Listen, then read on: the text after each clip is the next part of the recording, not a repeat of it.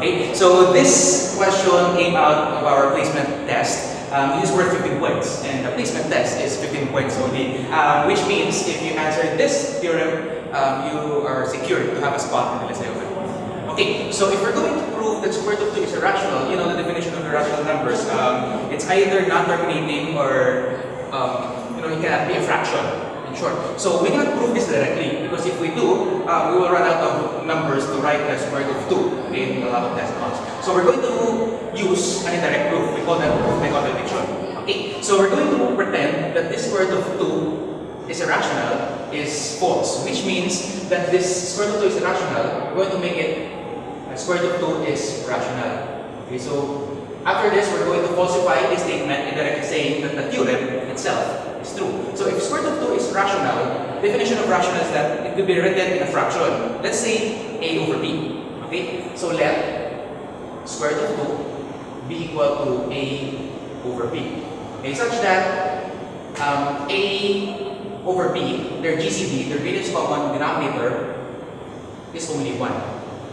Okay. This simply states, this statement here just simply states that they're already in the simplest form. Another word for this is they're relatively prime, which means they're in the simplest form, which means they cannot be simplified further. Okay. Second, we will let a to be an even number.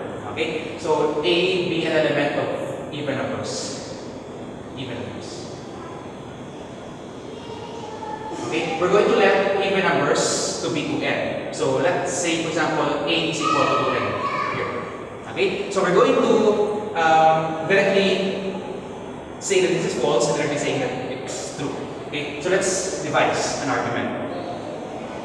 So therefore, if a is equal to 2n, we're going to substitute the value a in this given statement here. So let's say square root of 2 is equal to a is 2n, so therefore 2n over b.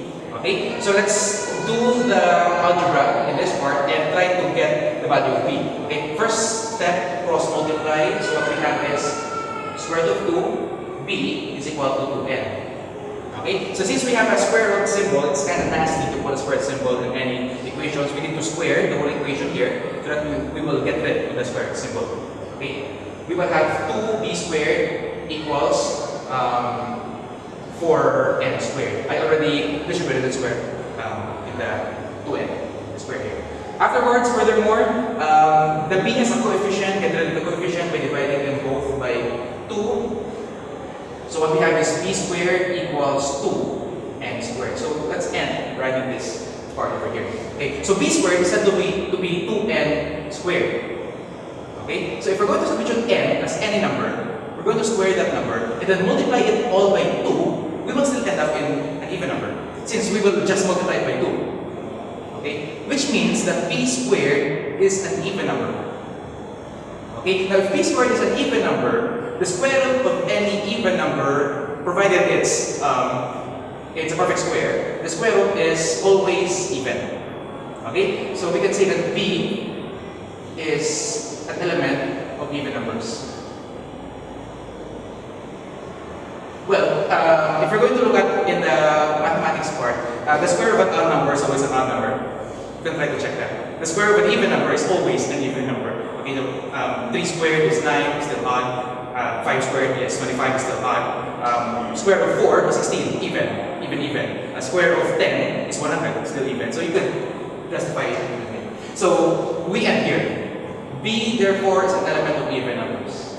Okay, from this, we'll try to read. A is an element of even numbers. B is also an element of even numbers, which says that both A and B are even. Okay, now since A and B are elements of even numbers, which is 2n.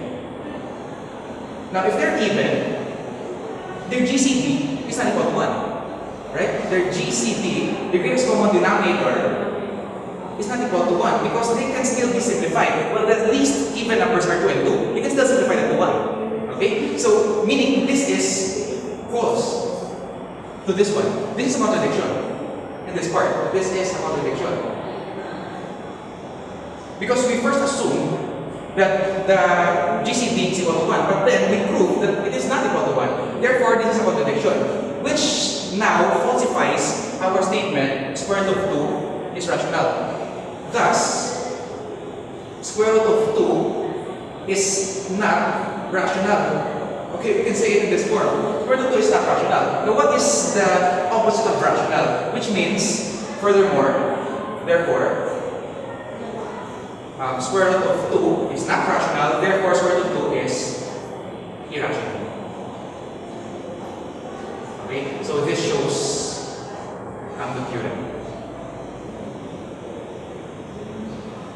So this is our method of proof now. Okay, so this is one example of proof by contradiction. Therefore, we said that we pretend this sentence is true, and then we falsify this sentence, indirectly saying that this theorem here is true. So this is one example of proof by contradiction.